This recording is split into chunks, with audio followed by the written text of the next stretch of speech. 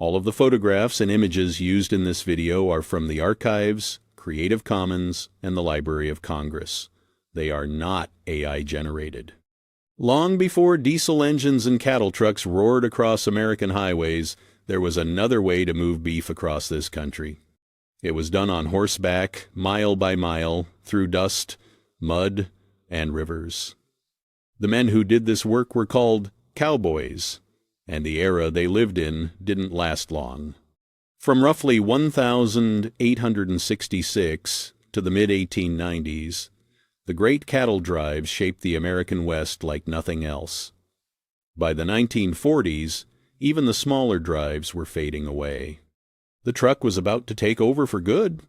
But before that happened, photographers caught the last of these men at work. The pictures you're about to see show a way of life that has now completely vanished. I'm going to start with this photograph taken in 1898 of a Texas cattle outfit on the trail. Take a look at the dust kicked up by that herd. A typical drive moved about 3,000 head of cattle north toward the railheads of Kansas. To handle that many animals, you needed at least 10 cowboys with 3 horses each. That's 30 horses just to keep the herd moving. The men worked in shifts, day and night, watching for stampedes and rustlers. Here's a great picture of a roundup somewhere in the open range, taken around 1888. Notice how the riders are spread out wide, slowly closing in on the cattle. Roundups happen twice a year, in spring and fall. Cowboys from different ranches work together, sorting and branding cattle that had been roaming free for months. Now, here's a striking photo. This one was taken near Great Falls, Montana, around 1890. You can see a long line of cattle stretching off into the distance. By that point, herds were being driven all the way from the Texas Panhandle up to Montana. The trip could take 3 to 4 months. The cattle moved at about 10 to 15 miles a day, and the cowboys ate dust the whole way. This picture shows a chuck wagon parked on the prairie, photo taken in the 1890s. The chuck wagon was invented by a Texas rancher named Charles Goodnight back in 1866. He took an old army wagon and rebuilt it with drawers, shelves, and a fold-down work table. It was a kitchen on wheels. The cook traveled ahead of the herd, set up camp, and had food ready when the cowboys came in. He was the highest-paid man on the drive, and most outfits treated him with real respect. Here's a photo of a chuck wagon crew sitting around the fire, taken in 1903. Their meals weren't fancy. Beans, biscuits, salted meat, dried fruit, and coffee. Always coffee. Strong and black, in a tin cup. The cook also acted as doctor, dentist, and banker for the outfit. Bet you these fellas never thought one day they'd be shown on the internet. This photograph from 1899 shows a group of cowboys posing with their horses. Look at the gear, the chaps, the wide-brimmed hats, the lariats coiled on the saddles. Most of that equipment came straight from Mexican vaqueros. The word remuda, meaning the spare horse herd, is Spanish too. The American cowboy borrowed heavily from those traditions and made them his own. Here's a great picture here of a stampede being chased down. This sketch-like photo was taken on the open plains in the 1880s. A stampede was every cowboy's worst fear. A clap of thunder, a wolf in the brush, even the strike of a match could set 3,000 head of cattle running blind. Riders had to gallop alongside, sometimes through the dark, trying to turn the led steers and circle the herd back together. I'd like to mention here that cowboys came from all backgrounds. Recent estimates suggest about 1 in 4 cowboys was black, often former slaves looking for work after the Civil War. Many others were Mexican vaqueros, Native Americans, and European immigrants. Most were young, often teenagers. The pay was about $30 a month, food included. That wasn't much money, even back then. Here's a fine photo of a branding scene from 1901.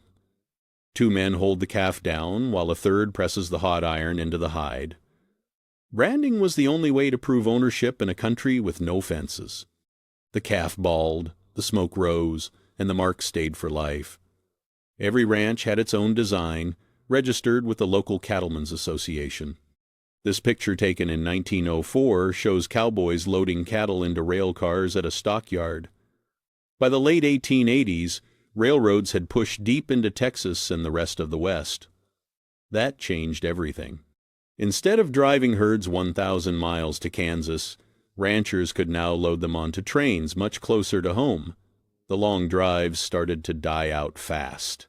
Notice in this next photo from 1907 how the open range is starting to disappear.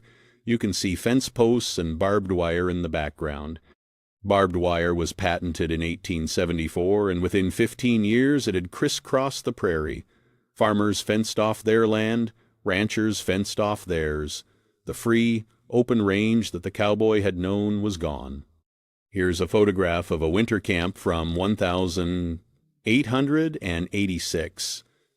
That winter, and the one that followed, became known as the Big Die-Up.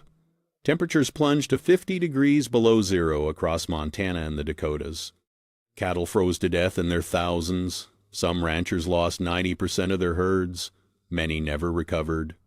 The disaster ended the boom years of open-range ranching forever. This great old picture shows a working cowboy with his horse, taken in 1910. By then, the long cattle drive was already a memory.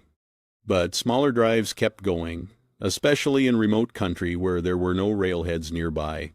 Ranchers still needed to herd cattle to local shipping points, and that meant cowboys, horses, and chuck wagons. Here's a photo from 1915 showing a roundup crew at work in Wyoming. Look closely and you'll see most of these men are middle-aged. The young men were heading off to factories and farms. The cowboy life was getting harder to find.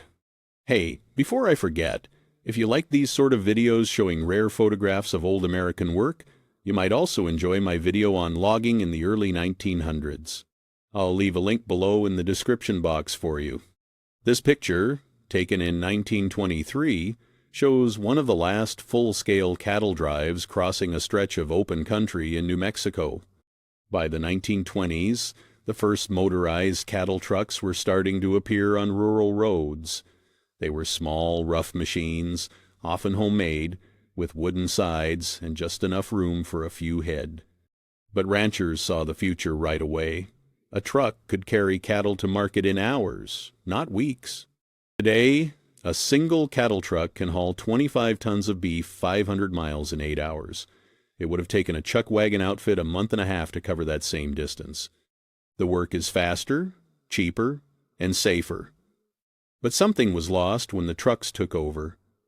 The men in these photographs lived a life that no machine can ever replace. Hey, if you liked this video, be sure to give it a thumbs up, and I'd like to mention that you might also enjoy the video I did on the construction of the Alaska Highway. You can view it right here. Thanks for watching.